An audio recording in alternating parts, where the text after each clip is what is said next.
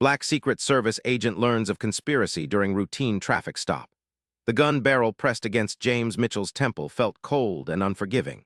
His Secret Service credentials lay scattered on the rain-soaked asphalt, illuminated by the erratic flash of red and blue police lights. The storm that had been threatening all day had finally broken, water streaming down his face as he remained on his knees, hands locked behind his head. "You have no idea what you stumbled into, Agent Mitchell," the voice behind him said, eerily calm despite the chaos unfolding on the rural Virginia roadside. 25 years in the service, and this is how it ends for you." James closed his eyes, thinking of his wife Diana waiting at home, his daughter's college graduation next month that he might never see. The rain intensified, pounding against the roof of his government-issued sedan, its driver's door still hanging open, headlights cutting through the darkness and fog. "I know exactly what I found," James replied, his voice steady despite the fear coursing through him. "And killing a federal agent is only going to make it worse for you." Lightning cracked overhead, momentarily illuminating the scene, the overturned truck in the ditch, the scattered papers now dissolving in puddles, and the three men surrounding him, none wearing police uniforms despite the flashing lights on their unmarked vehicle. "The package is gone," one of the other men said urgently. "We need to finish this and go." James felt the gun press harder against his head, heard the distinctive click of the safety being released, and closed his eyes. But let's go back to how this all started. It was just 3 hours earlier when James Mitchell had left the Washington field office, looking forward to a quiet drive home and a rare weekend off duty. 3 hours earlier, James adjusted his tie in the elevator mirror as it descended to the parking garage beneath the Secret Service's Washington field office. The reflection that stared back at him showed a man who wore his 55 years with dignity, silver beginning to thread through his close-cropped black hair, lines of experience etched around his eyes, the tailored suit hiding the fitness he maintained with the discipline of a man who had protected 3 presidents. "Mitchell, hold the elevator." A hand shot between the closing doors, forcing them back open. Robert Keller, deputy director of the Washington field office, stepped in, his perpetually rumpled appearance a stark contrast to James' precision. "Heading out early?" Robert asked, checking his watch. A vintage Omega Speedmaster, the same model worn by the Apollo astronauts, a detail James had always appreciated. "Early. It's almost 7. Diana's making pot roast tonight, and I promised I'd be home at a reasonable hour for once." James smiled at the thought of his wife of 30 years, still capable of making him hurry home after all this time. "Lucky man.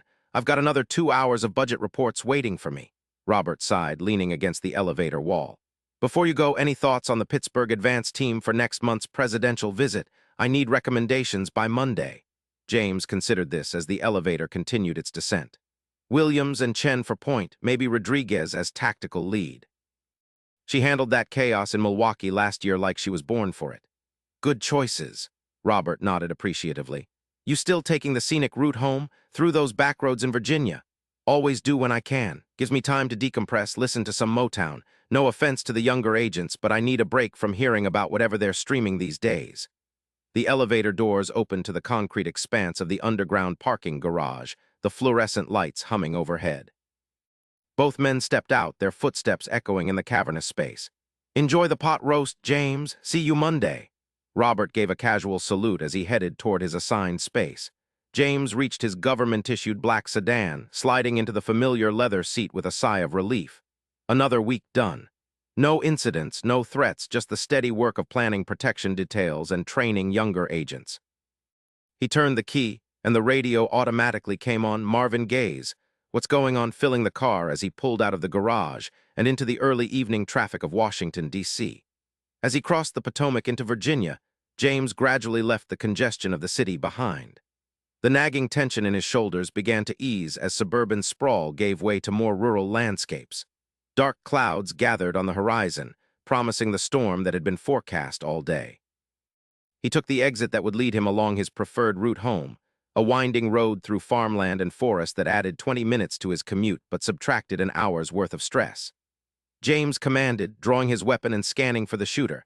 The shot had come from the opposite side of the road, not from the movement he'd spotted earlier. They were surrounded. "I'm so sorry," Frank was saying, trembling beneath him. "They showed me pictures of Jimmy all tied up.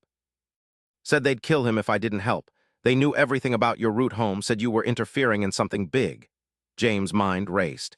His route home varied slightly day to day for security reasons, but he generally took the same scenic detour through Virginia. Only a handful of people knew this habit. Did they say who they were, what they wanted? James asked, checking around the truck's tire to assess their situation. No, but they had this. Frank reached into his pocket with shaking hands and pulled out a crumpled envelope. Said to give it to you if things went wrong. James took the envelope, keeping low as another shot rang out, striking the truck's side. Inside was a single photograph showing a storage unit with its door rolled up, revealing stacks of wooden crates. Stenciled on the crates was a military code that James recognized immediately, a designation for high-grade explosives. "We need to move," James said, formulating a plan. "My car is bulletproof and has communication equipment that might work despite the jamming. When I give the signal, we're going to make a run for it." Frank nodded, fear evident in his eyes. "What about Jimmy?" "One problem at a time," James replied, though the weight of this impossible situation wasn't lost on him. "Did they tell you where they're holding your grandson?" "Some storage facility. I have the address," Frank said, pulling out a slip of paper with shaking hands. James looked at it and felt his blood run cold. The address matched the location in the photograph. Either Frank was an incredibly skilled actor or he was being used as a pawn in something much larger. "On my mark," James said, watching for a break in the shooting. 3, 2, 1, G.O. They sprinted toward James' sedan, bullets kicking up asphalt around them. James fired back, aiming for suppression rather than hits, giving Frank time to reach the passenger side. As James yanked open his own door, a burning pain sliced across his upper arm, a bullet graze. He ignored it, diving into the driver's seat and starting the engine in one fluid motion. The sedan's reinforced frame absorbed several impacts as James executed a perfect J-turn, tires screaming on the wet asphalt as they accelerated away from the ambush site. In the rearview mirror, he saw two figures emerging from the woods, running toward a black SUV parked just off the road. "They're following us," Frank said, looking back with wide eyes. "I expected they would," James replied grimly, pushing the sedan to its limits on the rain-slicked road. He reached for the communication console built into the dashboard, bypassing the standard radio to access the Secret Service emergency channel, which operated on frequencies less susceptible to commercial jammers. "Washington Field Office, this is Agent Mitchell, ID number 5591, priority alert," he said rapidly into the microphone. "Ambush situation on Route 29, approximately 10 miles south of Warrenton. Under pursuit, civilians involved request immediate backup and alert to possible explosive materials at..." The radio crackled with interference, cutting him off. Through the static, a voice came through, not from dispatch, but seemingly from the pursuing vehicle. "Agent Mitchell," the voice said coldly, "pull over now. You're transporting a fugitive with knowledge of a matter of national security. This is your only warning." James glanced at Frank, who looked bewildered and terrified. "I swear I don't know what's happening," the older man insisted. "I'm just a mechanic. They grabbed Jimmy from his college dorm yesterday, showed me pictures." The radio crackled again. "Mitchell, this is Deputy Director Keller. Verify your situation and status." James felt a momentary relief at hearing Robert's voice, then suspicion. How had Keller accessed this emergency channel so quickly? "Sir, I'm under pursuit after an armed ambush. I have a civilian who was coerced into participating. Hostage situation involving his grandson. Request immediate backup and investigation of storage facility at the coordinates I'm transmitting now." James pressed a button to send the GPS data from the slip of paper. There was a pause, then. "Stand down, Mitchell. This is bigger than you realize. Pull over and surrender the civilian. That's a direct order." James felt as though the temperature in the car had dropped 20 degrees. Robert Keller, his colleague of 15 years, someone he'd shared holidays with, whose children he'd watched grow up, was involved in whatever conspiracy he'd stumbled into.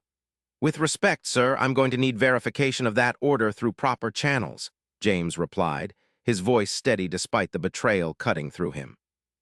He muted the radio and turned to Frank. "Does the name Keller mean anything to you?" Frank shook his head. "No, nothing, but they knew when you'd be on this road. They said someone on the inside gave them your schedule." The SUV was gaining on them, now joined by a second identical vehicle. James made a split-second decision, swerving onto a narrower side road that cut through dense forest. His sedan was more maneuverable than their pursuers' larger vehicles, giving him a slight advantage on these winding back roads. "Where are we going?" Frank asked, gripping the dashboard as they took a sharp curve. "Somewhere safe where I can make sense of this," James replied, his mind working furiously. He couldn't go home, that would put Diana at risk. He couldn't go to the field office if Keller was compromised. He needed someone he could trust absolutely. "I need to use your phone," James said, keeping his eyes on the road. "It doesn't work, remember, the jammers. We're outside their range now," James cut in. "They can only cover so much area."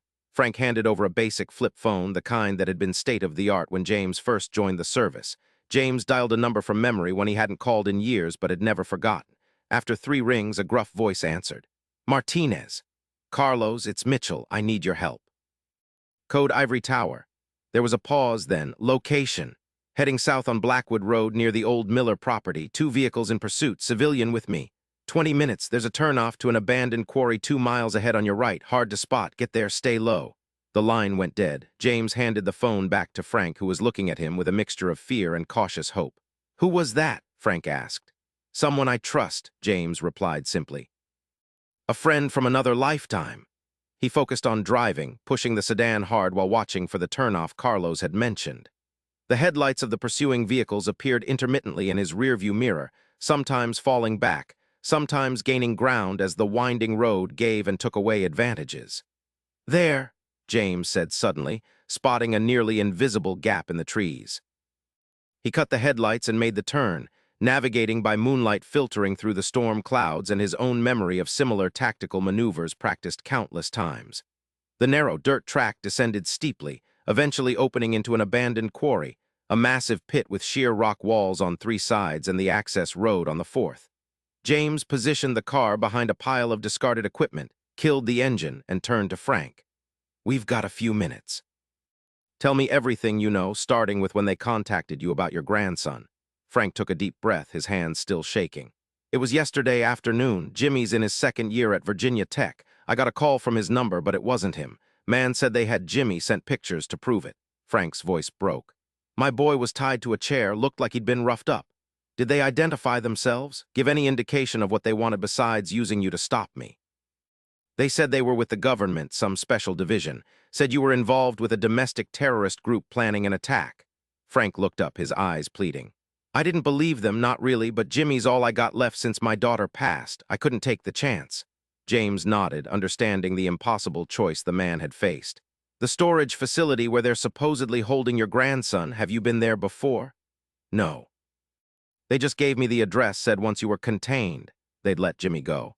Frank wiped rain and tears from his face. "You're really Secret Service, aren't you? Not what they said you were." James reached into his jacket and produced his credentials. 25 years, currently assigned to the Washington Field Office, specialized in threat assessment and advanced team coordination. He put the credentials away, checking the mirrors for any sign of pursuit. "Whatever's happening, it involves people high up in my organization. That makes it extremely dangerous for both of us." The sound of vehicles approaching made them both tense. James drew his weapon, but then relaxed slightly as he recognized the distinctive pattern of the headlights, an old Secret Service recognition signal that hadn't been used in over a decade. A mud-splattered pickup truck rolled to a stop 20 yards from their position, followed by a matte black Jeep. From the pickup emerged Carlos Martinez, looking exactly as James remembered him despite the 10 years since they'd last seen each other, stocky and imposing, with a salt-and-pepper beard and the watchful eyes of someone who had seen too much. From the Jeep came a woman James didn't recognize, tall, athletic, with silver hair pulled back in a tight bun. She moved with the unmistakable precision of someone with tactical training. James stepped out of the sedan, keeping Frank behind him. "Thanks for coming, Carlos. Ivory Tower protocol means you think the service is compromised," Carlos said without preamble. "That's not something you invoke lightly." "I wouldn't have called otherwise," James replied. "This is Frank Dawson. His grandson is being held hostage by whoever is after us." Carlos nodded to Frank, then gestured to the woman. "This is Margaret Wilson, former FBI counterintelligence. She's with me." "Retired, technically," Margaret said, her voice carrying the slight drawl of Southern Virginia. "But some instincts never fade. Carlos filled me in on the drive. You've stumbled onto something big, Agent Mitchell." "James," he corrected. "If we're operating outside official channels, we might as well use first names." "All right, James," Margaret said, moving closer. "Let's get both of you out of the rain and compare notes. My place is about 15 minutes from here, off-grid, not connected to any of our official records." Carlos was already scanning the area with a practiced eye. "They'll have called in aerial support by now. We need to move." "We'll take my Jeep," Margaret said. Carlos, drive their sedan as a decoy, head north on Route 15. We'll go west through the logging roads. James nodded, appreciating their quick thinking. One more thing, he said, reaching into his pocket for the photograph from the envelope. These crates at the storage facility where they're holding Frank's grandson, that's a military code for C4 explosives. Enough to level a city block. Carlos and Margaret exchanged grim looks. Then we'd better hurry, Margaret said, because whatever they're planning, it's happening soon. In Margaret's Jeep, bouncing along nearly invisible logging roads through the dense Virginia forest, James finally had a moment to process the magnitude of what they were facing.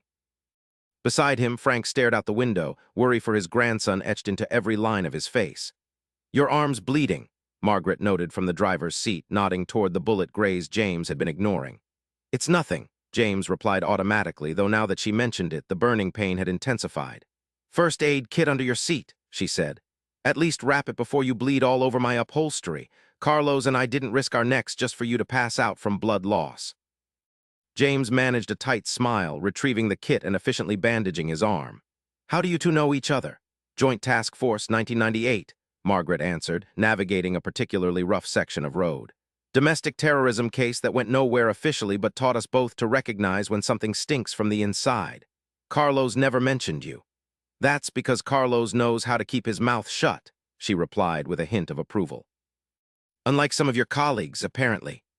They emerged from the forest onto a narrow paved road, then turned onto an even narrower gravel driveway that wound up a small mountain. Margaret's place turned out to be a surprisingly modern cabin perched on the mountainside, with solar panels on the roof and a commanding view of the valley below. Generator backup, satellite internet that can't be easily traced, and enough supplies to last a month, she explained as they pulled into a garage built into the hillside. Call me paranoid, but paranoia kept me alive during 20 years with the Bureau. Inside, the cabin was warm and unexpectedly homey, hand-woven rugs on hardwood floors, bookshelves lining the walls, a stone fireplace dominating one end of the main room. Margaret moved efficiently, closing blackout curtains over the windows before turning on any lights. Bathrooms down the hall if you want to clean up, she told them, moving to a console of communications equipment partially hidden behind a decorative screen. I need to make sure Carlos made it to the decoy route safely. James guided Frank to a comfortable chair, then took a moment to properly examine his injured arm in the bathroom. The bullet had carved a shallow furrow across his bicep, painful but not serious. He cleaned and rebandaged it properly, then rejoined the others. Margaret was setting out coffee and sandwiches on a small dining table. Carlos is leading them on a merry chase toward Winchester, she reported. He'll ditch the car and circle back once he's sure he's not being followed. Thank you, James said, accepting a mug of coffee. Both of you, I know what it means to come out of retirement for something like this. Margaret fixed him with a penetrating stare. Let's be clear, I'm doing this because Carlos vouched for you and because whatever's happening involves military-grade explosives on American soil. So talk. Everything you know from the beginning. James nodded, gathering his thoughts. It started with a normal day at the office. I was heading home, taking my usual route through rural Virginia when I came across Frank here, apparently broken down on the side of the road. He proceeded to recount the entire sequence of events, from the ambush to Robert Keller's betrayal over the radio. When he finished, Margaret was silent for a long moment, her expression grim. And you're certain about the explosives? James produced the photograph. This storage code is unmistakable. I did a protection detail at a military installation in 2015 where they stored the same type. It's powerful stuff, designed for controlled demolition of large structures. Why would people inside the Secret Service be involved with explosives? Frank asked, the question that had been hanging unspoken between them. That's what we need to find out, Margaret said, along with who else might be compromised and what the target might be. She turned to a laptop on the counter. Let me run the address of this storage facility. While she worked, James studied the photograph more carefully, looking for any details he might have missed in the chaos of their escape. Something about the crates bothered him, a detail just beyond his conscious recognition. Here we go, Margaret said. The facility is registered to a shell company called Sentinel Holdings, which traces back through 3 more shells before disappearing into offshore accounts. But I did find this. The property was previously owned by Vancorp Industries. The defense contractor? James asked, immediately seeing the potential connection to military explosives. The same. They've had several Pentagon contracts canceled in the last year due to cost overruns and quality control issues. nearly bankrupted them. Margaret continued typing. And here's something interesting. Guess who sits on their board of directors? Robert Keller, James said with certainty. Close. His brother-in-law, William Hargrove, former Army Corps of Engineers, specializes in demolition. James sat back, processing this information. So we have a connection between my boss and a defense contractor with access to military explosives. But what's the target? And why involve Frank and his grandson? Opportunity, Margaret suggested. They needed to stop you specifically, and Frank's grandson provided leverage for a believable ambush scenario. But why me? James persisted. I'm not investigating Van Corp or anything related to this. Frank, who had been quietly listening, suddenly spoke up. The papers. There were papers scattered in the road when they started shooting. They seemed very concerned about them. James looked at him sharply. What papers? You didn't mention this before. It all happened so fast, Frank said apologetically. But when we were running to your car, I saw papers blowing around. One of them shouted about securing the package or something similar. A dead drop, Margaret said immediately. Your breakdown wasn't just to ambush James. You were positioned to intercept something being transported along that route. Which means, James added, the pieces falling into place, that I wasn't the primary target. I was just in the wrong place at the wrong time. He stood up, pacing the room as he thought. The route I take home passes several government facilities, including a data center for the Department of Energy, if someone was moving sensitive information. A notification sound from Margaret's laptop interrupted him. Carlos is checking in, she said, opening an encrypted messaging application. Her expression darkened as she read. We've got trouble. The decoy worked too well. They've called in federal reinforcements. There's an APB out for you, James, claiming you've gone rogue and absconded with classified materials. They're setting me up, James said, the full weight of the situation hitting him, making me the fall guy for whatever they're planning. It gets worse, Margaret continued reading. Major security operations are being implemented across D.C. in response to a credible threat, one that they're likely going to pin on you. The pieces suddenly aligned in James' mind. The explosives, a disgraced defense contractor, a high-level conspirator in the Secret Service. They're planning an attack they can blame on a rogue agent. False flag, Margaret agreed grimly.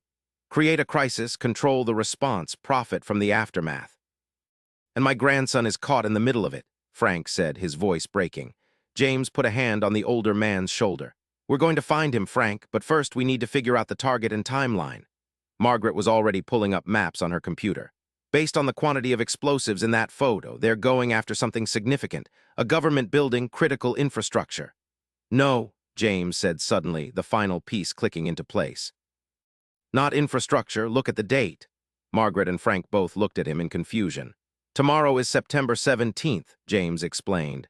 Constitution Day. There's a major public ceremony at the National Archives with the original Constitution on display. Half the cabinet will be there along with Supreme Court justices, congressional leadership. A decapitation strike, Margaret whispered, with you as the patsy. The gravity of what they had stumbled into settled over the room like a physical weight. If they were right, they had less than 24 hours to stop an attack that could change the course of American history. We need to warn someone, Frank said, stating the obvious. Who? James countered. If Keller is involved, we can't trust the Secret Service chain of command. We don't know how high this goes. I still have contacts at the Bureau, Margaret offered. People I'd trust with my life. Without proof, it's just the word of 2 retired agents and a civilian against the full weight of whatever story they're spinning. James looked again at the photograph of the storage facility, focusing on the detail that had been nagging at him. The crates, he said slowly. There's something off about them. Margaret moved beside him to examine the image. What do you see? The military code is correct, but the format is wrong. These stencils don't match standard military procedure. James tapped the image. And this seal here should be on the opposite side based on handling protocols. They're forgeries, Margaret realized. Good ones, but forgeries. Which means they didn't steal these from a military base, James continued. They manufactured them elsewhere using the Van Corp connection to get the materials and technical specifications. So if we find where they made them, Frank began. We find your grandson and evidence of the conspiracy, James finished. And possibly the actual explosives before they're moved to the target. Margaret was already back at her computer. Van Corp has 3 facilities within 100 miles of D.C. Only one does materials testing and would have the equipment needed to manufacture explosives, their research center near Culpeper. That's less than 30 miles from where they ambushed us, James noted. Could Jimmy be held there instead of the storage facility? It makes more sense, Margaret agreed. The storage facility might be a waypoint or a red herring. A notification from Margaret's security system alerted them to an approaching vehicle. All three tensed until the camera feed showed Carlos's familiar figure emerging from an old truck they didn't recognize. Minutes later, Carlos joined them, soaking wet and grim-faced. "They found your sedan, James. They're tearing it apart looking for whatever they think you took, and they've frozen your accounts, put your wife under surveillance." James felt a cold fury building inside him. "Diana has nothing to do with this. They're casting a wide net," Carlos replied, "which tells me they're desperate. Whatever their plan is, it's happening soon, and they're afraid you know enough to stop it." James quickly brought Carlos up to speed on their theory about the National Archives ceremony and the likely location of the explosives and Frank's grandson at the Vancorp research facility. "So we have a location and a target," Carlos summarized. "But we're outnumbered, outgunned, and officially criminals according to every law enforcement agency in the region." "Not every agency," Margaret corrected, reaching for her phone. "Remember Jack Pearson? He's sheriff in Culpeper County now, owes me more favors than he can ever repay. We can't just call the local sheriff and ask him to raid a major defense contractor's facility," James objected. "No," Margaret agreed with a tight smile. "But we can ask him to respond to reports of trespassers on the property, giving us cover to get inside while he keeps their security busy at the main gate." As Margaret made her call, James found himself once again admiring the efficiency of these two retired agents.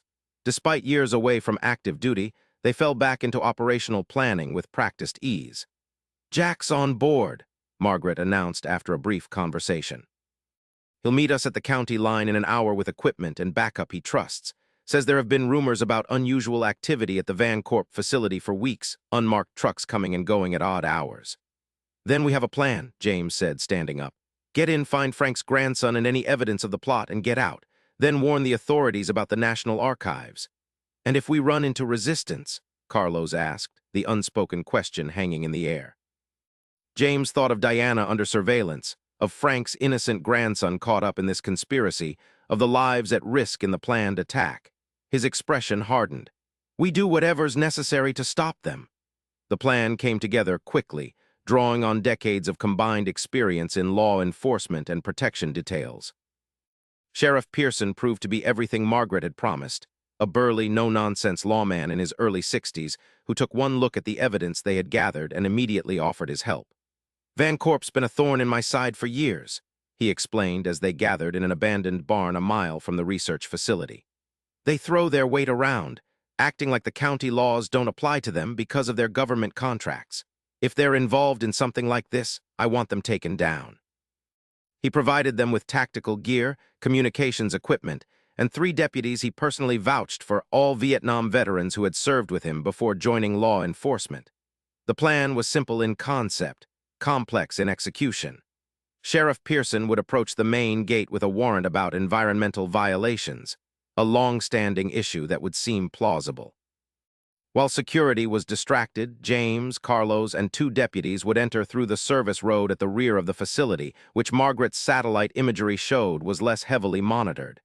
Frank insisted on coming despite their objections. "He's my grandson," he said with quiet determination. "I got him into this. I'm getting him out." Eventually, they agreed he could remain with Margaret in the mobile command center they had set up in the sheriff's unmarked SUV, monitoring security feeds that one of the deputies would hack into once inside. As they prepared to move out, James checked his borrowed weapon one last time. The familiar weight of the Glock in his hand centered him, focusing his thoughts on the mission ahead. 25 years of training and experience had prepared him for this moment, though he had never imagined it would come after being branded a traitor by his own agency. "Communications check," Margaret's voice came through the earpiece each of them wore. "Channel secure. Sheriff Pearson is in position at the main gate. Satellite shows minimal activity on the service road." "Copy that," James responded. "Team 2 moving into position." James, Carlos, and the deputies, Cooper and Rodriguez, made their way through the dense woods surrounding the Vancorp facility. The rain had finally stopped, but the ground remained soggy, muffling their footsteps as they approached the chain-link fence marking the property boundary. Rodriguez made quick work of the lock on the service gate, and they slipped inside, staying in the shadows cast by the security lights. The facility consisted of several low buildings surrounding a central structure with no windows, likely the main research area. A loading dock on the east side showed recent activity, mud tracks leading from it toward the main road. "Control, we're in," James whispered into his comm. "Moving toward the main building. Any update on internal security?" "Sheriff has them occupied," Margaret replied. "Their system shows 8 guards on duty, 5 now responding to the main gate.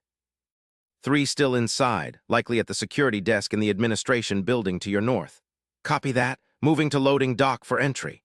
They made their way across the compound, using parked vehicles and equipment for cover. The loading dock door was secured with an electronic keypad, but Cooper produced a device that made short work of it, "Courtesy of my FBI friends," he explained with a wink.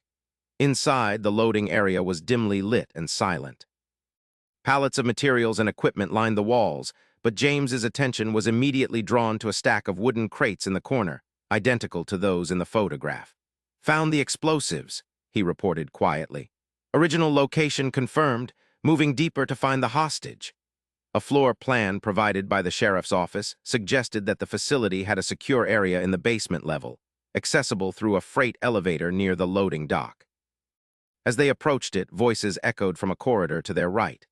"Need to move up the timeline. Mitchell's escape has compromised." James held up a fist, signaling the team to stop and take cover.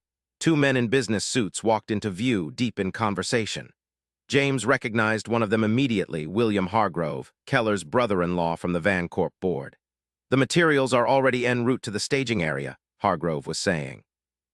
"We just need to eliminate the loose ends here before we join them." "And the boy?" the other man asked. "Once we confirm Mitchell has been neutralized, we won't need leverage anymore. Take care of it and meet at the extraction point by midnight." James felt a cold rage building inside him.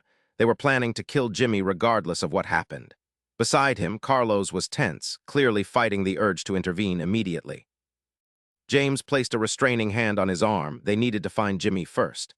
The men continued down the corridor, unaware of the intruders. Once they were out of sight, James whispered into his comm, "Margaret, Frank, we have confirmation they're holding Jimmy here and they're planning to eliminate him tonight. We're heading to the basement level now."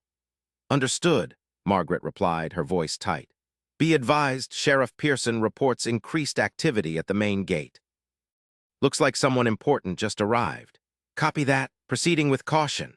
They made their way to the freight elevator, using Cooper's device to override the security code. As the doors closed behind them, James felt the familiar calm of operational focus settling over him. Years of protection details had taught him to channel fear and anger into heightened awareness, a skill that had saved lives countless times before. The basement level was cooler and more sparsely lit than the loading dock above. The elevator opened into a corridor with several doors leading off it, each marked with alphanumeric codes rather than conventional room numbers. "Standard black site protocol," Carlos murmured, "designed to disorient prisoners." They moved systematically, checking each room. Most were storage or contained laboratory equipment. In one, they found evidence of recently conducted explosives tests, residue analysis equipment, and blast pattern calculations displayed on a computer screen. "Cooper, document everything," James instructed. "We'll need this as evidence." At the end of the corridor, they found what they were looking for, a room marked S7 with a heavy steel door and more sophisticated security lock than the others. Rodriguez went to work on it while James and Carlos provided cover, watching both directions of the corridor. "We're in," Rodriguez whispered as the lock disengaged with a soft click. James pushed the door open slowly, weapon raised. Inside, a young man was handcuffed to a metal chair in the center of the otherwise empty room. He looked up, eyes wide with fear that turned to confusion at the sight of unfamiliar faces. "Jimmy Dawson?" James asked quietly. The young man nodded, a spark of hope lighting his battered face. "Who are you?" "Friends of your grandfather. He's waiting for you outside." James moved quickly to check the restraints while Carlos stood guard at the door. "Are you hurt?" "Nothing serious," Jimmy replied, wincing as James unlocked the handcuffs with a key taken from a hook by the door. "Just roughed me up a bit. Are you cops?" "Something like that," James said, helping him to his feet. "Can you walk?" Jimmy nodded, rubbing his wrists. "They kept asking about my grandfather, whether he'd done what they asked. Is he okay?" "He's fine, worried sick about you." James guided him toward the door. "We need to move quickly and quietly. Stay between us." "Control, we have the package," Carlos reported. "Moving to extraction point now." "Copy that," Margaret replied. "Be advised, we have a complication. Robert Keller just arrived on site." Sheriff is trying to delay him, but you need to move fast. James felt his stomach tighten at the news. If Keller was here, the operation was reaching its critical phase. They needed to get out with Jimmy and the evidence before the entire conspiracy was activated. They retraced their steps toward the freight elevator, moving as quickly as Jimmy's condition allowed. The young man was remarkably composed given his ordeal, following instructions without question. They were halfway down the corridor when an alarm suddenly blared throughout the facility. Red emergency lights began flashing, and the sound of running footsteps echoed from the direction of the elevator. Change of plans, James decided instantly. Secondary exit route. Cooper, Rodriguez, delay pursuit and meet us at the rally point.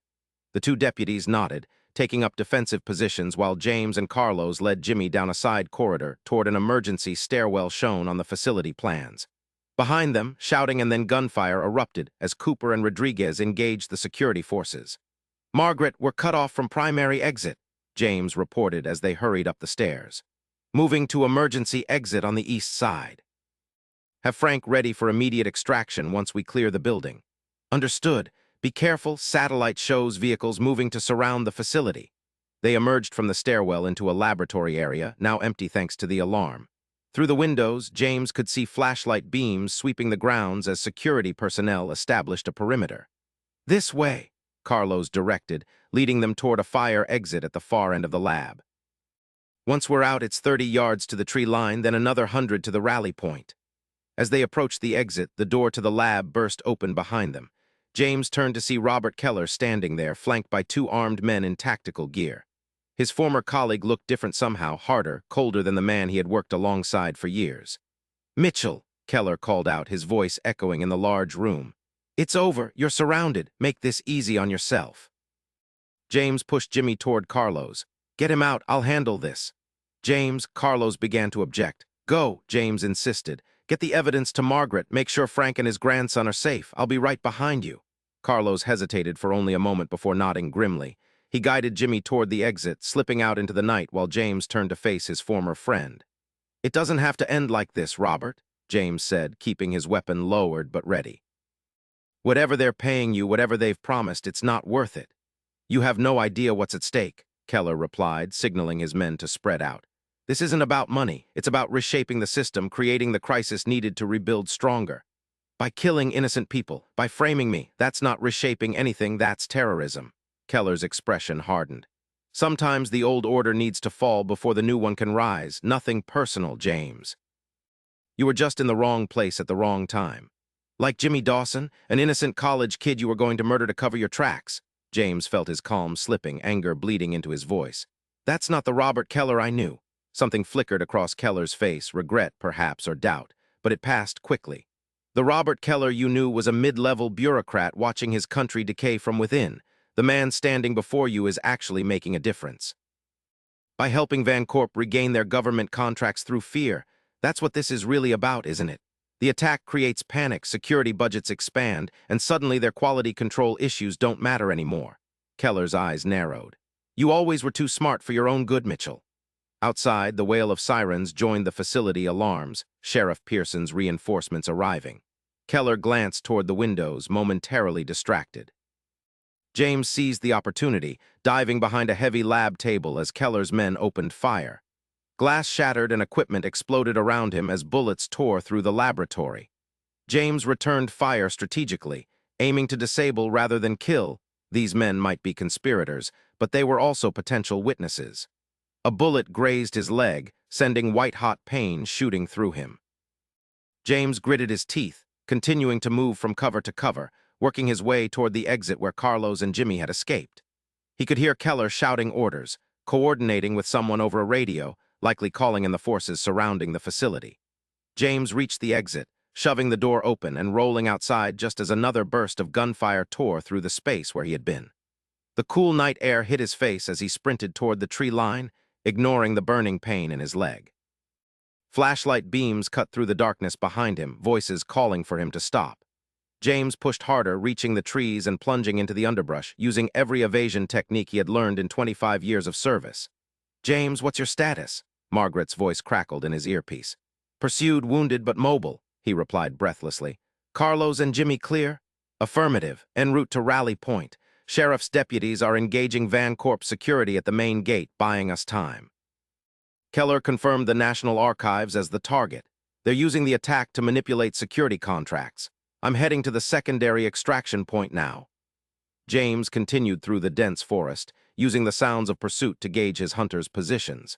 They were spreading out, trying to flank him, standard containment procedure.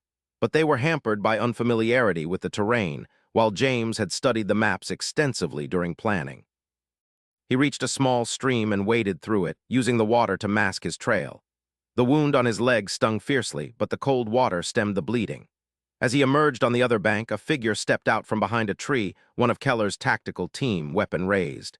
"Freeze! Hands where I can see them!" James complied slowly, raising his hands while assessing his options. The man approached cautiously, keeping his distance as he should. But as he reached for his radio to report the capture, James saw his opening. With the practiced precision of decades of training, James struck, a disarming technique taught to Secret Service agents for close protection scenarios. The man's weapon clattered to the ground as James incapacitated him with a series of precise blows, ending with a chokehold that rendered him unconscious but unharmed. "Sorry about that," James muttered, securing the man with his own restraints. "Nothing personal." He retrieved his earpiece, which had fallen out during the struggle. "Margaret, I'm clear of immediate pursuit, heading to extraction now." "Copy that. We've got a problem, James. Cooper and Rodriguez didn't make the rally point, and Sheriff Pearson reports federal agents arriving, not just local law enforcement." James felt his heart sink. "They're accelerating the timeline. With their operation compromised, they'll move up the attack." Agreed. "The National Archives ceremony is scheduled for 10 a.m. tomorrow, if they're moving tonight. We need to warn someone we can trust now." James increased his pace, ignoring the pain radiating from his injuries. "Is the evidence Cooper collected secure?" "Affirmative. We have photos of the explosives, manufacturing equipment, and Jimmy's testimony, but without Cooper and Rodriguez." "It's still our word against theirs," James finished grimly. "We need something more concrete, something they can't deny or explain away." He reached the extraction point, an old hunting cabin where Margaret had left a vehicle hidden under camouflage netting.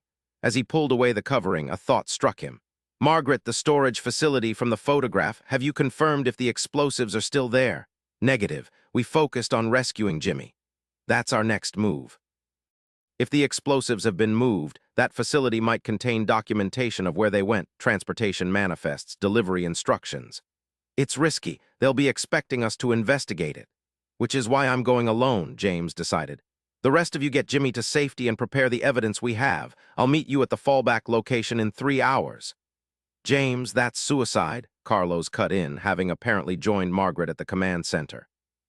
"It's our best shot," James countered, starting the vehicle, an old but well-maintained Jeep similar to Margaret's. "They'll focus most of their resources on finding all of us together. One man can slip through." There was a moment of silence before Margaret spoke again.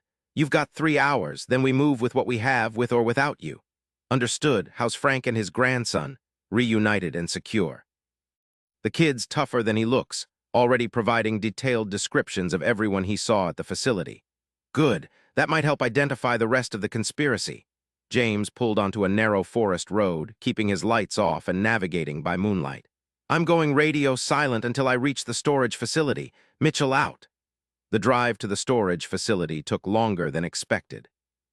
James had to avoid main roads where checkpoints might have been established, sticking to back routes and farm access roads. His training in protective motorcade planning proved invaluable as he plotted a circuitous approach that would be difficult to predict or monitor. As he drove, the full weight of the situation settled on him. His career was effectively over.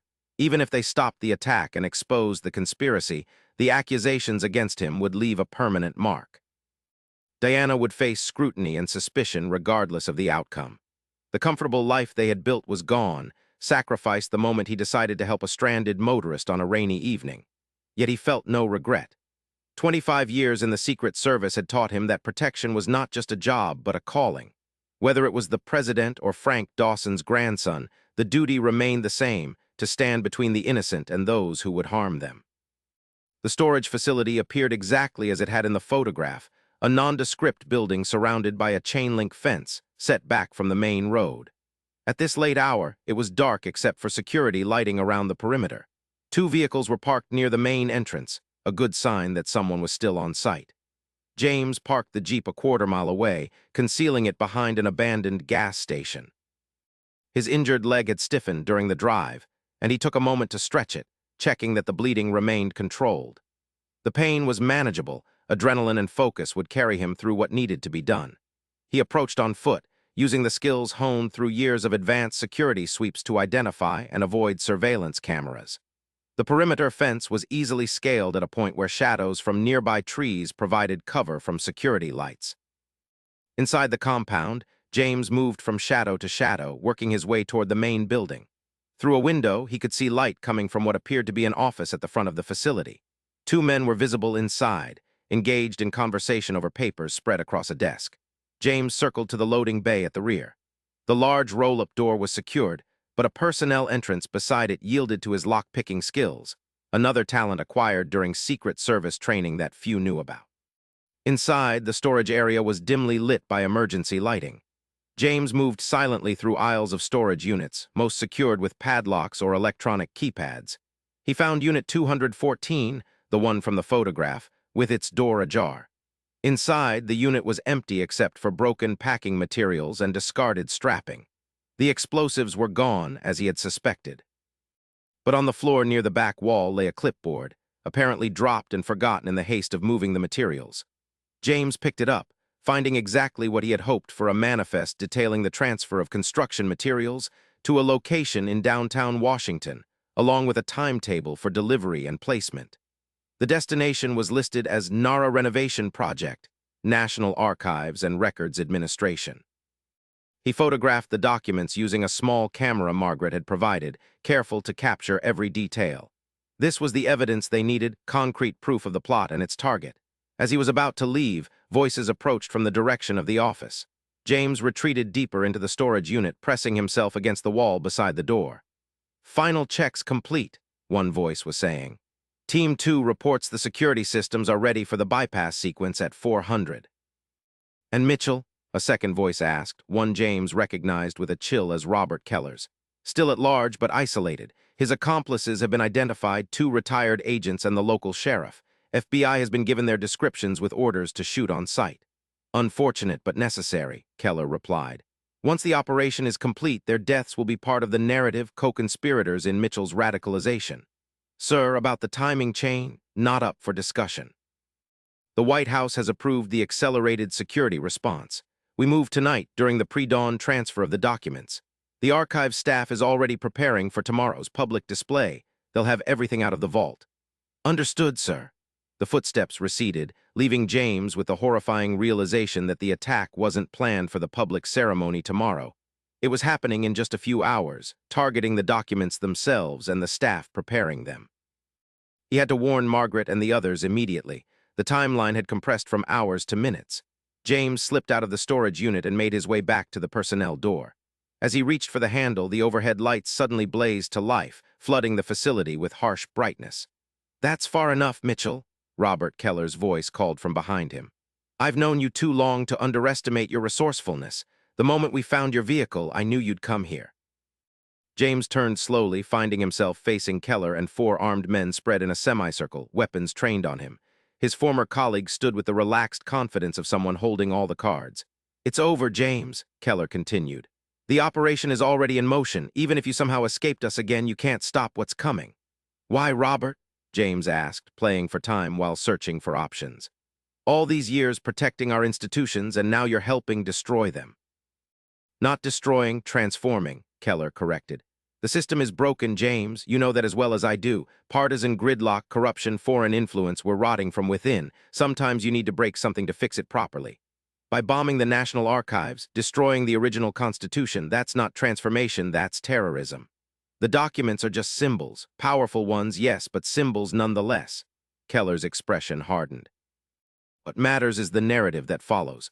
A foreign-backed attack on our foundational documents, evidence conveniently leading to our geopolitical adversaries' united national outrage. It creates the opportunity for reforms that would never be possible otherwise. And the people who die in the process, the archive staff, they're just collateral damage." A flicker of something, regret perhaps, crossed Keller's face. "I take no pleasure in that necessity, but history requires difficult choices, James. Men like us understand that better than most. Men like us, James repeated bitterly. I thought we stood for something, Robert. I thought the oath meant something. The oath is to protect against all enemies, foreign and domestic. The domestic enemies have already won, James. They've hollowed out our institutions from within. This is the only way to reset the board. James noticed one of the armed men shifting positions slightly, creating a momentary gap in their coverage. It wasn't much, but it might be his only chance. And Vancorp, they're just patriots helping the cause? Keller smiled thinly. Everyone has their motivations. Theirs is profit, mine is purpose. The outcome serves us both. And mine is still protection, James said. In one fluid motion, he drew his weapon and fired not at the men, but at the breaker panel on the wall behind them. The shots hit their mark, plunging the facility back into darkness except for the emergency lighting. In the confusion, James threw himself sideways, rolling behind a storage unit as bullets tore through the space where he had been standing. "Seal the exits," Keller shouted. "He's not getting out of here." James moved quickly through the maze of storage units, using the darkness and his knowledge of the facility layout to his advantage. He could hear Keller's men spreading out, searching methodically. He needed to reach his vehicle and warn Margaret about the accelerated timeline. But first, he had to escape a building surrounded by armed men, led by someone who knew his tactics and training. James worked his way toward the rear of the facility, looking for alternative exits. A fire alarm on the wall gave him an idea. He triggered it, sending a deafening siren wailing throughout the building and activating the sprinkler system. Water rained down, further disorienting the search teams and potentially drawing attention from outside, though at this remote location that might not yield immediate help. As one of Keller's men passed nearby, James ambushed him from behind, rendering him unconscious with a chokehold and acquiring a radio. He quickly tuned it to the frequency he had heard them using earlier. "Mitchell spotted near the east exit," he transmitted, disguising his voice and creating a diversion. He heard running footsteps as several of the search team responded to the false sighting. With the distraction in place, James made his way to a maintenance door he had noticed earlier.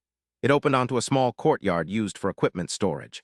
The fence here was lower, designed more for marking the boundary than serious security. James scaled it quickly despite his injured leg, dropping to the ground on the other side just as shouts from within the facility indicated they had discovered his deception. He ran toward the abandoned gas station where he had left the Jeep, pushing through the pain that threatened to overwhelm him. Reaching the vehicle, he started the engine and pulled away just as headlights appeared at the storage facility entrance. He kept his own lights off until he reached the main road, then accelerated hard, heading not toward the fallback location, but directly toward Washington, D.C. There was no time to rendezvous with Margaret and the others. The attack was happening within hours, and he was the only one positioned to respond immediately. As he drove, James used Margaret's satellite phone to call the emergency number she had provided. "It's Mitchell," he said when she answered. "Timeline has changed. Attack is happening tonight pre-dawn at the archives during document preparation. I have photographic evidence and heard Keller confirm it himself." "James, your voice is on every law enforcement channel in 3 states," Margaret replied urgently. "D.C. is locked down tight with security for tomorrow's ceremony. You'll never get through. I have to try. Alert Sheriff Pearson, have him contact anyone he trusts in federal law enforcement. I'm heading directly to the archives."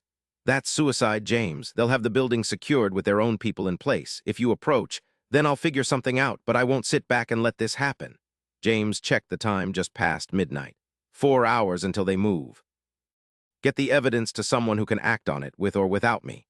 There was a moment of silence before Margaret responded. "Carlos and I are 3 hours out from D.C. Sheriff Pearson is contacting an FBI assistant director he served with in Vietnam. And James, Diana is safe. We had Frank's grandson call in an anonymous tip about her being in danger and local police moved her to a secure location." James felt a weight lift from his shoulders. "Thank you. Don't thank me yet. Just stay alive and we'll clear your name when this is over." "Copy that." James ended the call, focusing on the road ahead and the impossible task before him. The drive to Washington took just over an hour, with James using every back road and detour he knew to avoid likely checkpoints. As he approached the city, he could see an increased law enforcement presence. Patrol cars more frequent, helicopter spotlights occasionally sweeping major intersections. The National Archives building on Constitution Avenue would be impossible to approach directly. Security would be tight even for the overnight preparations, and with the alert out for him, any checkpoint would mean immediate arrest or worse. James needed another way in, or someone on the inside he could trust. An idea formed as he recalled the archive's security protocols from previous presidential visits. During document preparations, conservation specialists and archivists would be working through the night, with standard deliveries of specialized materials and equipment. He abandoned the Jeep in a parking garage several blocks away, using cash to avoid creating an electronic record. Moving on foot through back alleys and service corridors, he made his way toward the archives building, staying in shadows and avoiding main streets. 2 blocks from his destination, James spotted what he was looking for, a catering van making an early morning delivery to a hotel kitchen. While the driver was inside the hotel, James slipped into the back of the van, concealing himself among crates of produce and baked goods. When the driver returned and continued his route, James waited until they were stopped at a traffic light near the archives before silently exiting the vehicle and disappearing into an alley. Now within the security perimeter but still a block from the archives, James assessed his options. His Secret Service credentials would normally grant him access to any federal building, but they would now trigger immediate arrest. He needed another identity. A service entrance to a neighboring building provided the opportunity. James waited until a maintenance worker stepped out for a cigarette break, then approached him. "Excuse me," he said, keeping his voice low and steady. "Federal agent working undercover." He flashed his credentials quickly, not giving the man time to examine them closely. "Need your help with an urgent security matter at the archives." The maintenance worker, a man in his 60s with a weathered face that suggested he'd seen enough in life not to be easily surprised, studied James carefully. "You're bleeding," he noted, nodding toward James's leg. "Occupational hazard," James replied calmly. "I need maintenance coveralls and an ID badge." Matter of national security. Something in James's tone or expression must have convinced him. "My son was in Afghanistan," the man said after a moment. "Said he could always tell the real deal from the pretenders. You've got that same look." He removed his work jacket and ID badge. "Break rooms through there, spare coveralls in the locker marked Jenkins." "Thank you," James said, genuine gratitude in his voice. "What's your name?" "Thomas Wilson," the man replied. "Don't make me regret this." "I won't," James promised, taking the offered items. "If anyone asks, I held you at gunpoint." Wilson snorted. "Wouldn't be the strangest thing that's happened on this job." Minutes later, James emerged wearing maintenance coveralls over his clothes, a toolbox in hand and Wilson's ID badge clipped to his chest. The badge wouldn't stand up to close scrutiny, but it might get him past initial security at the service entrance. He approached the archives loading dock, where activity was already underway despite the early hour, preparations for the Constitution Day ceremony generating unusual overnight work. James kept his head down, toolbox visible, projecting the universal body language of a maintenance worker focused on a specific task. A security guard at the entrance glanced at his badge, and the work order James had quickly forged on a notepad. "HVAC issue in the conservation lab?" James nodded. "Called in an hour ago, something about temperature fluctuations affecting the document preparation." The guard checked a clipboard. "Don't see it here, but those conservation people are always calling in last-minute issues. Sign in." He pushed a logbook forward. James signed with Wilson's name, careful to make it illegible enough to avoid comparison with the badge. The guard waved him through, returning to his conversation with another security officer. Inside, James oriented himself quickly. He had been in this building multiple times for presidential visits, but always through the main entrance and public areas. The service corridors were unfamiliar, but he could navigate by the building's overall layout. He needed to reach the conservation laboratory where the documents would be prepared for display. According to the manifest he had photographed, the explosives had been delivered disguised as construction or conservation materials, likely already in place near the documents. Following directional signs intended for staff, James made his way deeper into the building. Occasional employees passed him, but no one questioned the presence of a maintenance worker with a toolbox, the universal invisibility of service personnel working to his advantage. As he turned a corner toward the conservation area, James nearly collided with a security detail, 2 uniformed officers escorting a woman in a lab coat. He kept his head down, murmuring an apology as he moved to let them pass. "The secretary believes the humidity levels are critical for tomorrow's display," the woman was saying. "I need to check the instruments again before the documents are removed from the vault at 4. James continued past them, registering 2 critical pieces of information: the timing of the document transfer and the presence of high-level interest in the preparations. If the secretary, presumably of the Smithsonian or National Archives, was personally involved, security would be even tighter than normal. He reached the conservation laboratory area, finding it bustling with activity despite the hour. Staff in white lab coats moved purposefully among specialized equipment, preparing for the delicate process of moving and displaying the original Constitution. James located a maintenance access panel near the back of the lab area, opening it with tools from his borrowed box and slipping inside. The narrow service corridor beyond housed climate control equipment for the sensitive conservation environment. Here, among the ductwork and control panels, he began his search for anything out of place, new installations, recently disturbed panels, anything that might conceal the explosives mentioned in the manifest. Time was running short.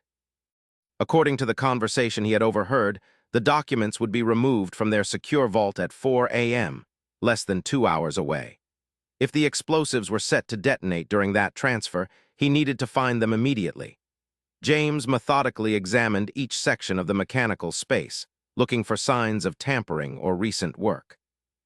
Near a main air handler that served the conservation lab, he found what he was seeking, a panel with screws that showed fresh tool marks, unlike the decades-old paint covering the others. Opening it revealed a sophisticated device attached to the interior ductwork, not just explosives, but what appeared to be a chemical dispersal system connected to them. This wasn't just a bomb. It was designed to spread something throughout the facility during detonation. James carefully examined the device without touching it. His training included recognition of various explosive devices, and this one incorporated both a timer and a remote trigger redundancy to ensure detonation. The timer display showed 0, 1, 42, 17 and counting down just over an hour and a half until it activated. He needed to alert the building's security and evacuate everyone immediately. But how to do so without being arrested on site? If he approached security directly, he might be detained before he could explain, and the device would detonate as planned. James considered his options.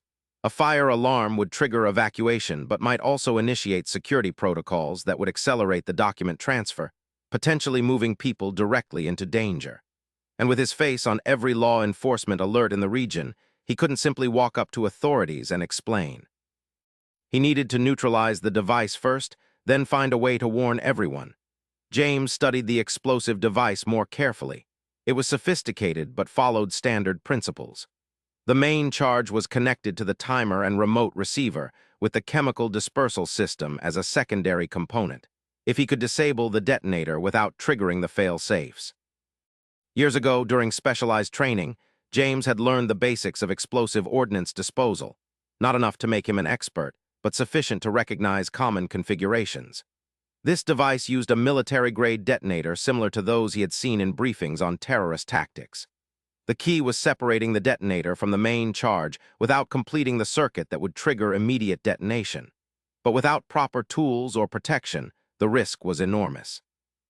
As James contemplated his next move, voices approached in the main laboratory beyond the maintenance space. Through a ventilation grill, he could see several people in suits entering, accompanied by security personnel, not regular archives security, but men whose bearing and positioning instantly identified them to James as fellow Secret Service agents. And with them was Robert Keller. "Final checks complete, sir," one of the men was reporting. "The conservation team is ready to begin preparation at 400 as scheduled." "Excellent," Keller replied, surveying the laboratory. "And the secondary teams?" "In position. If Mitchell somehow makes it into the city, he'll be intercepted well before he reaches this building." "Don't underestimate him," Keller warned. "Mitchell is one of the best protection agents I've ever worked with. That's why he needs to be eliminated. He's too good not to figure this out." "Yes, sir."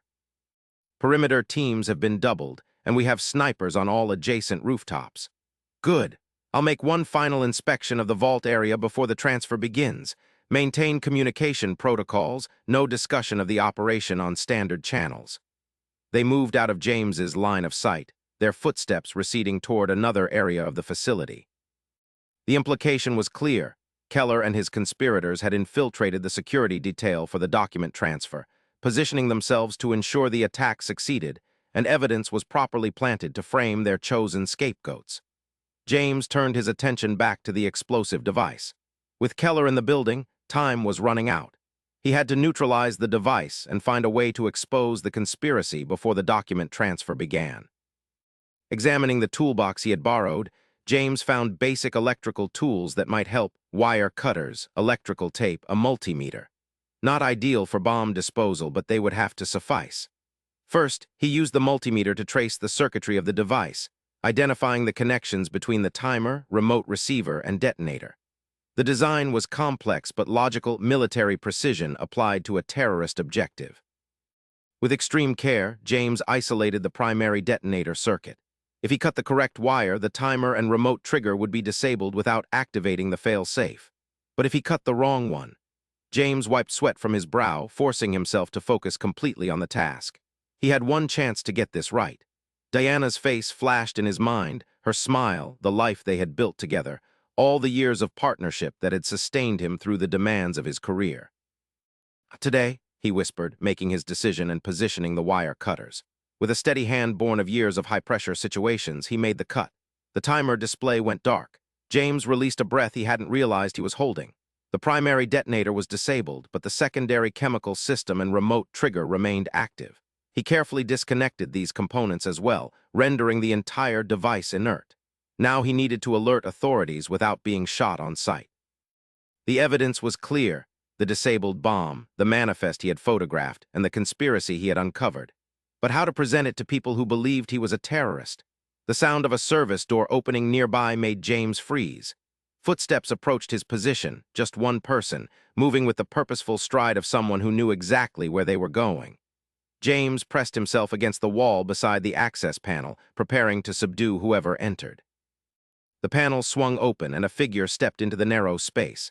"I figured you'd find it," said a familiar voice. "You always were thorough." Margaret Wilson stood before him, now dressed in the uniform of an archives security officer, her silver hair tucked under a cap. "Margaret," James whispered in disbelief.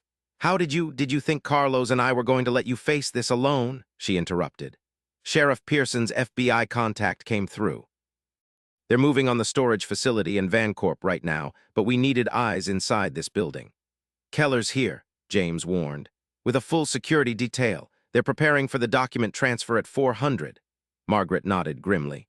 "I know. Carlos is positioned with Pearson's FBI contact near the vault, but we have a problem. We still don't have enough proof to move against someone as highly placed as Keller without risking the whole operation falling apart." "I disabled the device," James said, indicating the bomb behind him, "and I have photos of the manifest detailing the delivery.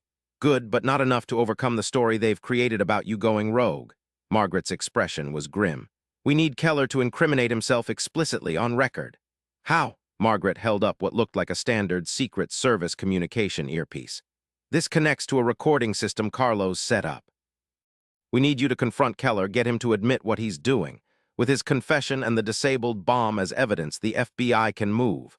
James took the earpiece, understanding the plan and its risks. "Where is he now?" "Heading to the vault area for final inspection before the transfer. If you hurry, you can intercept him in the secure corridor. It's temporarily cleared for his inspection." James nodded, placing the earpiece in his ear and adjusting it to sit naturally. "If this goes wrong, it won't," Margaret cut him off. "But if it does, we have Jimmy Dawson's testimony and the evidence from the Vancorp facility. One way or another, we'll stop this." "Diana is still safe. Focus on the mission, James." Margaret squeezed his shoulder briefly. "The service elevator at the end of this corridor will take you to the vault level. I've disabled the security camera there temporarily." James took a deep breath, centering himself for what might be the most important confrontation of his career. "Thank you, Margaret, for everything. Save it for when this is over and we're celebrating with something stronger than coffee," she replied with a tight smile. "You've got 10 minutes before the camera comes back online. Go." James moved quickly through the service areas, using Margaret's directions to avoid security checkpoints. The service elevator operated with a key that Margaret had provided, taking him down to the vault level where the nation's most precious documents were stored. The corridor outside the vault was temporarily empty, just as Margaret had promised. James positioned himself in an alcove, waiting for Keller to complete his inspection and emerge. Minutes later, the secure door to the vault area opened, and Robert Keller stepped out alone. He paused to check his watch, a conscious mirror of their earlier interaction in the elevator at the field office, which now felt like it had happened in another lifetime. James stepped from the shadows, blocking Keller's path back toward the main security area. "Hello, Robert?" Keller showed only momentary surprise before his features settled into grim resignation. "Mitchell, I should have known you'd find a way in. You never did know when to walk away from a lost cause." "Is that what the Constitution is to you now? A lost cause?" James kept his voice level, aware of the recording device capturing every word. "Don't be dramatic," Keller replied with a dismissive gesture. "The document is just paper and ink. What matters are the principles, and those have been corrupted beyond recognition. What we're doing is creating the opportunity to restore them. By destroying the original and killing innocent people. Collateral damage in service of a necessary reset." Keller seemed almost relieved to explain his reasoning, as if he had been waiting for someone who might understand. "Think about it, James. After the attack, with evidence pointing to foreign interference, the public will demand action. Security budgets will expand exponentially. Surveillance restrictions will be lifted. The agencies charged with protection will finally have the resources and authority they need. And Vancorp conveniently gets the contracts to provide that expanded security," James added. "While you and your co-conspirators rise through the ranks as the heroes who identified the threat, even if you couldn't stop it in time." Keller smiled thinly. "The system rewards those who understand how to work within it. Vancorp gets their profits, I get the power to implement real security reforms, and the country gets the wake-up call it desperately needs. At the cost of people's lives. Archive staff, researchers, anyone in the building when your device detonates and spreads whatever chemical agent you've attached to it. A necessary sacrifice," Keller insisted, though something flickered in his eyes, a moment of doubt quickly suppressed. "You understand sacrifice, James. How many times have we discussed being willing to take a bullet to protect the institutions we serve? That's not the same as murdering civilians to advance your career," James countered. "And it's not going to work. I've already disabled your device." Surprise and anger flashed across Keller's face. "Impossible. The system has redundancies, all disabled," James interrupted. "It's over, Robert. FBI teams are moving on the storage facility and Vancorp right now. They have testimony from Frank Dawson's grandson, evidence from the manufacturing facility, and now your confession." Keller's hand moved toward his weapon, but James was faster, drawing his borrowed gun and training it steadily on his former colleague. "Don't," James warned. "There's been enough bloodshed already." For a tense moment, neither man moved. Then Keller's shoulders sagged slightly, his hand moving away from his weapon. "You have no idea what forces you're interfering with, James," he said quietly. "This goes higher than you realize. People who won't simply surrender because one operation fails." "Then we'll find them too," James replied. "One conspiracy at a time, however long it takes." The sound of approaching footsteps interrupted them, multiple sets, moving with purpose. James tensed, aware that he was still a wanted man as far as most law enforcement knew. Around the corner came Carlos, accompanied by a tall man in an FBI tactical vest and several agents with weapons drawn. Behind them was Sheriff Pearson, looking oddly comfortable despite the high-stakes federal operation unfolding around him. "Agent Mitchell," the FBI leader called out. "I'm Assistant Director Harrington. Margaret Wilson explained the situation. Are you all right?" "Yes, sir," James replied, keeping his weapon trained on Keller. "Former Deputy Director Keller was just explaining the details of the conspiracy to me. I believe your recording equipment caught everything." Keller's expression hardened as he realized the full extent of the trap. "This isn't over," he said softly. "The system is still broken, and eventually someone will do what needs to be done." "Not today," James replied as FBI agents moved to take Keller into custody. "And not on my watch." As Keller was led away, Harrington approached James. "We owe you an apology, Agent Mitchell, and a debt of gratitude if you hadn't intercepted this plot." "I just did my job, sir," James replied simply. "Protection isn't only about presidents and politicians. Sometimes it's about the foundations they stand on." "Well said," Harrington nodded appreciatively. "There will be debriefings, of course, and we need your formal statement. But first, I believe there's someone waiting very anxiously to see you." James followed his gaze to where Diana stood at the end of the corridor, escorted by a protective detail that Margaret had apparently arranged. The sight of his wife, safe, whole, and looking at him with a mixture of worry and pride, broke through the professional composure he had maintained throughout the ordeal. "Go on," Carlos said, clapping him on the shoulder. "The paperwork can wait a few minutes." James holstered his weapon and moved toward Diana, who broke into a run as soon as their eyes met. They collided in an embrace that said everything words couldn't fear transformed into relief, separation into reunion, uncertainty into resolution. I thought I'd lost you, Diana whispered against his neck, her arms tight around him. Never, James promised. I always find my way home. Over Diana's shoulder, James saw Frank and Jimmy Dawson arriving with Margaret, the family reunion mirroring his own. Sheriff Pearson stood talking with Harrington, gesturing occasionally toward the vault area as he presumably explained aspects of the case. In that moment, surrounded by the combined efforts of career public servants who had risked everything to protect the nation's foundations, James felt a profound renewal of the purpose that had guided his 25 years of service. The oath he had taken was not to any individual or administration, but to the Constitution itself, the physical document they had just saved, and the principles it embodied. Later, there would be inquiries and explanations, promotions and commendations, new assignments and opportunities. The conspiracy would be unraveled, revealing connections that reached surprisingly high into the government and private sector. Vancorp would face justice, its executives charged with terrorism and conspiracy.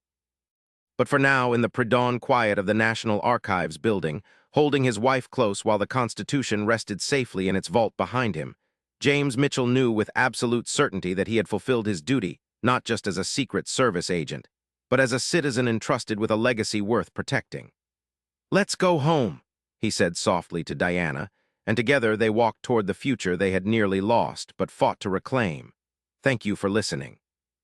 If this story touched you, please consider subscribing and share your thoughts in the comments.